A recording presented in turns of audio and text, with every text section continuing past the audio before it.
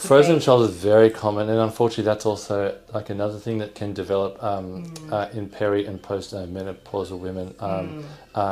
And there's some simple tests that we can do for that, which would sort of lead. The first motion that gets restricted with frozen shoulder is what we call external rotation of the shoulder. Often people will present to me with, I can't even brush my hair anymore. Yeah, so that's it's that motion. This movement. That way, exactly.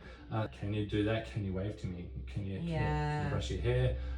Can you scratch your back? Those sorts of things get compromised, and that's often a good sign. I can't brush my hair anymore. I think frozen shoulder straight away. Okay. And you see it over and over, age bracket, not overly active. Yeah. But the best thing to prevent, again, frozen shoulder is moving, just moving your shoulder.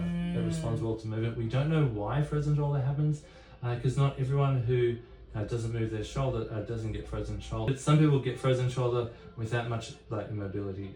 It's really common after surgeries or like a broken collarbone, where they've got the arm in a sling. Yeah. And so now physicians are really sort of encouraging people just to get some movement through the shoulder.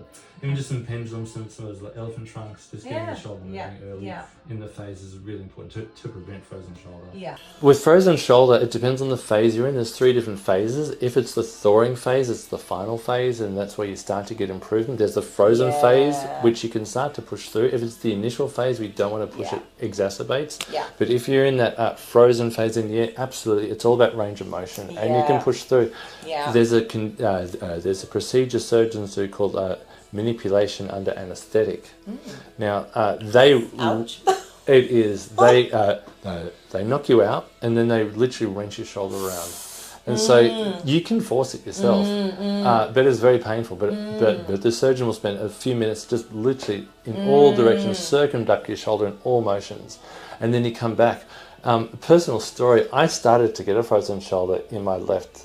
Because I'm getting old. I'm 50, you know, and so I started getting some mobility, and I couldn't do that anymore. You know, that was starting, even just that much of external rotation was starting to hurt. Oh wow! I was cuddling my son on the couch, and he leant right back, and he wrenched my shoulder back, and I screamed like it clunked, it crunched, but god damn it, it worked. It worked. He fixed me. Yeah, it's just he did a surgical procedure. Oh wow! Quite serendipitous. There you go. Amazing. Yeah. So okay, that's actually probably gives a lot of people some comfort out there. Yeah, if it's frozen shoulder diagnosed, and if you're in the later stages, you can definitely go for it. Yeah.